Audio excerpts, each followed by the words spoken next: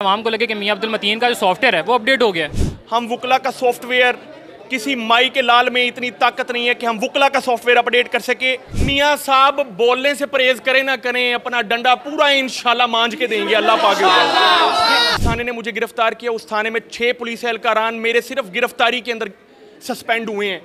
अल्हम्दुलिल्लाह 130 पुलिस एहलकारान को पिछले साल मैंने सस्पेंड करवाया। और क्या कहने कि हम जेल में थे और बाहर पुलिस एहलकारान रो रहे थे कि असी केड़ा बंदा फड़ लिया है। 150 दी नफरी लैके जानी पिंदी है, 4 डाले अगे 4 डाले पिछे। मैनू लगा मेरी जंज चंगी निकलती पई। अल्हम्दुलिल्लाह थाने दे अंदरों इन्होंने 2 मर्डर्स अटेम्प्ट की ऑलरेडी मेरे ऊपर पहले, वो आप सब लोग जानते हैं। अस्सलामुअलैकुम, न्यू डिजिटल से मैं हूं अली मुराद। नाज़रीन, सोशल मीडिया पर आम लोगों की आवाज़ बनने वाले एडवोकेट मियां अब्दुल मतीन साहब को दहशतगर्दी के मुकदमात में जो है वो गिरफ्तार किया जाता है। गिरफ्तारी जो है वो दहशतगर्दी के पर्चे में होती है, लेकिन जब अपने इलाके में आते हैं तो पुरतपाक जो है इस्तकबाल होता है। सर मुझे बताइएगा, दहशतगर्दी के मुकदमात में जो है वो जेल से आए हैं, लोगों ने इतना पुरतपाक इस्तकबाल किया है, ये कैसा दहशतगर्द है? भाईजान मामला ये है कि जब मेरी ज़मानत मंजूर हुई अदालत में तो आला अदालतों ने सबसे पहला सवाल ये किया कि मुझे सिर्फ ये साबित कर दो कि मियां अब्दुल मतीन ने किसी को हाथ तक भी लगाया है तो बताओ, हम तुम्हारी इस पर्चे में माने कि दहशतगर्दी का पर्चा है। आपने किस तरह एक पर्चे के अंदर, जिसके अंदर एक वकील वीडियो बना रहा है, आपने उसके अंदर दहशतगर्दी की दफा इजाद कर दी? तो इनके पास कोई जवाब नहीं था।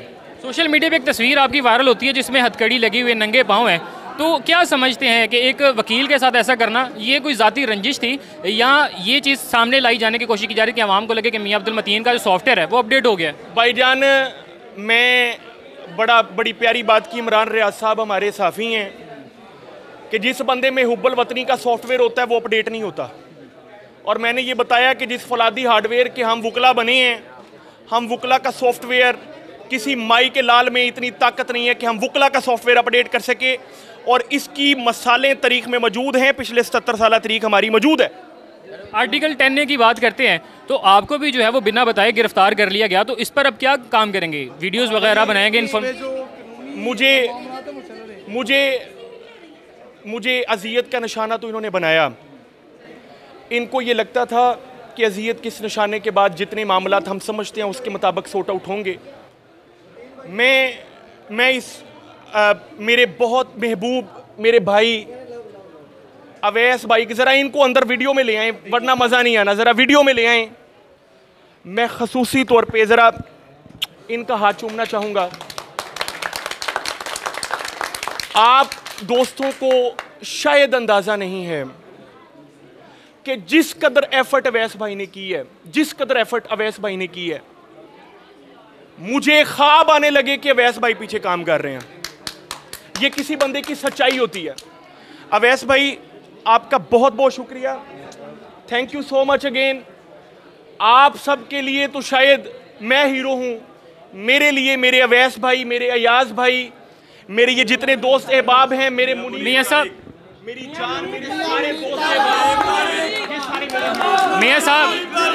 मियां साहब मुझे बताइएगा, तकरीबन 1 माह जो है जेल में रह के आए हैं, तो 1 माह का सिनेरियो ज़रा बताइएगा कि कैसे वहाँ पे। अब मैं ये चाहूँगा, देखें बड़ा वक्त हो गया और यहाँ पर कई ख़वातीन हैं। जी, ये इस सवाल का जवाब देते हैं कि जेल का 1 माह गुजरा है, तो उसमें जो है वो अमले का रवैया हो, या जहाँ पे आप जिस जेल में मौजूद थे वहाँ का ज़रा वहाँ का सिनेरियो ज़रा बता दें मियाँ साहब।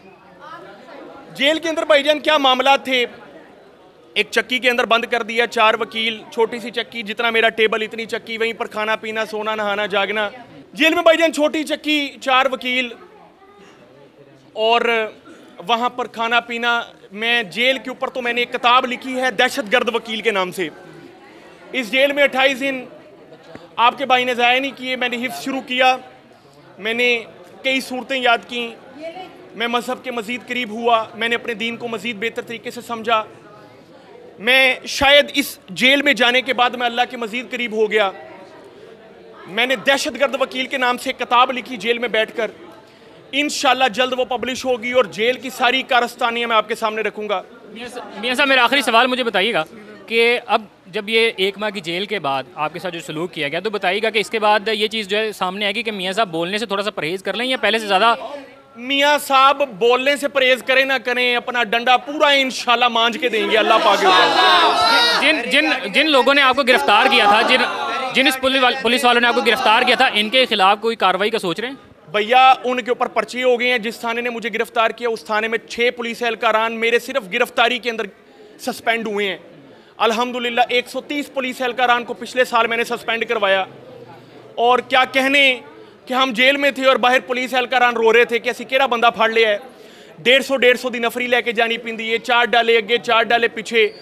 मैनू लगा मेरी जंज चंगी निकलती पई अल्हम्दुलिल्लाह थाने दे अंदरों।